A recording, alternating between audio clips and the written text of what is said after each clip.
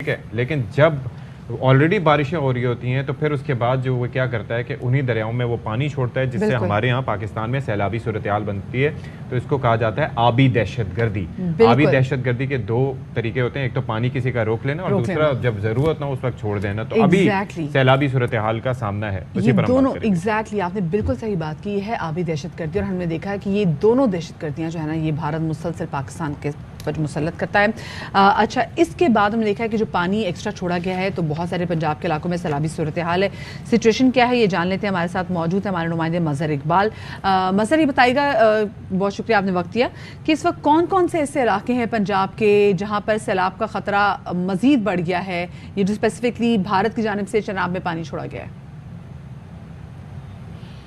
जी, सबसे पहले तो आपने बड़ी अच्छी बात की कि भारत की आबी दहशतगर्दी, बिल्कुल कल सुबह तक दरियाए चनाब नॉर्मल बह रहा था और हेड मराला के मकाम पर जहां मकबूजा कश्मीर से दरियाए चनाब पाकिस्तान में दाखिल होता है, वहां पर 1,10,000 क्यूसेक पानी का रेला गुजर रहा था और बिल्कुल दरिया की पोजीशन नॉर्मल थी।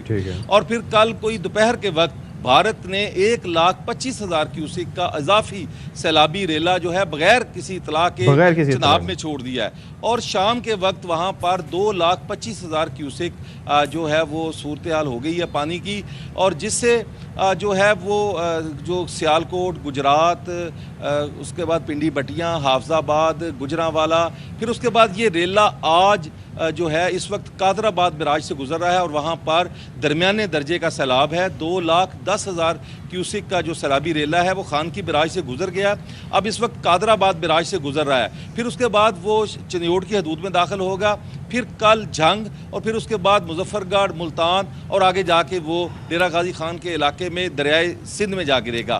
तो सबसे अहम बात यह है कि इससे सियालकोट, गुजरांवाला, गुजरात, पिंडी बटियाँ, हाफजाबाद, चिनियोट, जंग, मुजफ्फरगढ़, मुल्तान, ये इन इलाकों में जो ज़रई अराजी है वो ज़ेरे आब आएगी।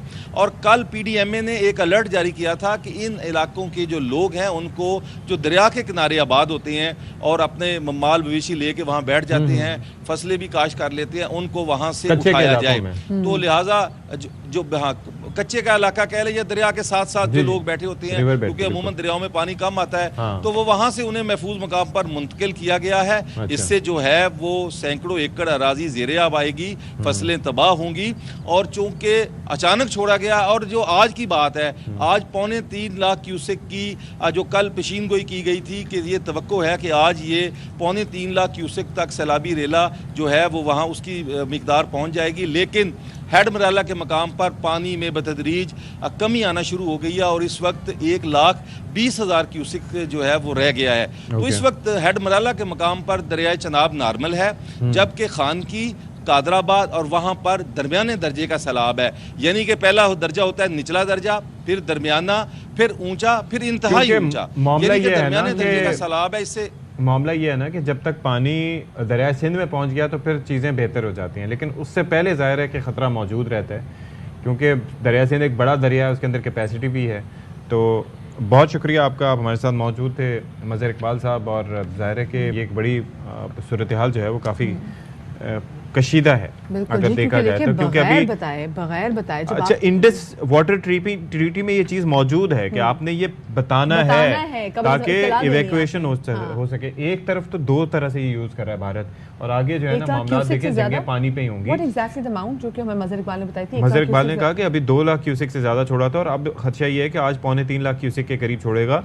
लेकिन मैं सिर्फ ये कह रहा हूँ कि जब इनकी मर्जी होती है तो फिर बंजर कर देते हैं जमीन, जी बिल्कुल, और जब मर्जी होती है जब चाहे रोक लेते हैं, जब चाहे जब उनको लगता है कि उनके लिए सिचुएशन हैंडल करना मुश्किल हो रही है तो तमाम जो है ना वो चीज़ें हम पर डाल देते हैं। हमारे साथ मौजूद हैं director general PDMA Punjab Faisal Farid साहब, उनको शामिल गुफ्तगू करेंगे। बहुत शुक्रिया फैसल साहब आपका, अपने बाखबर सवेरा को वक्त दिया।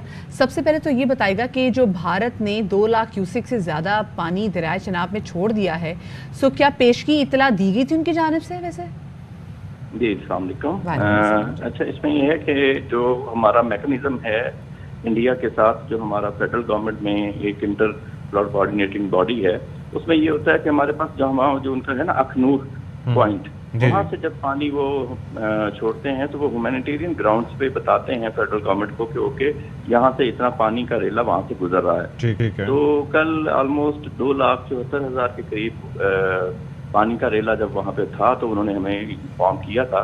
वो फिर हमारे पास जो लैग टाइम होता है वो ऑलमोस्ट 4 to 5 आवर्स का होता है मराला पे।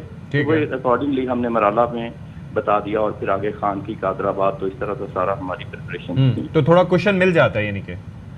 जी, हमें कोई 4 to 5 आवर्स का क्वेश्चन मिल जाता है। ठीक है जी।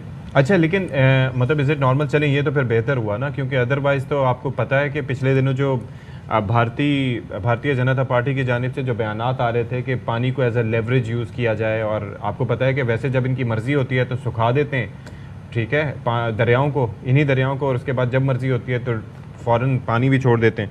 तो इट्स ए गुड थिंग कि वो बता रहे हैं। आगे की प्रिडिक्शंस क्या हैं कि कितना? आज हमारे नुमाइंदे हमें बता रहे थे अभी कुछ देर पहले कि 3 लाख क्यूसेक तक का पानी आएगा, तो कैन वी हैंडल दैट?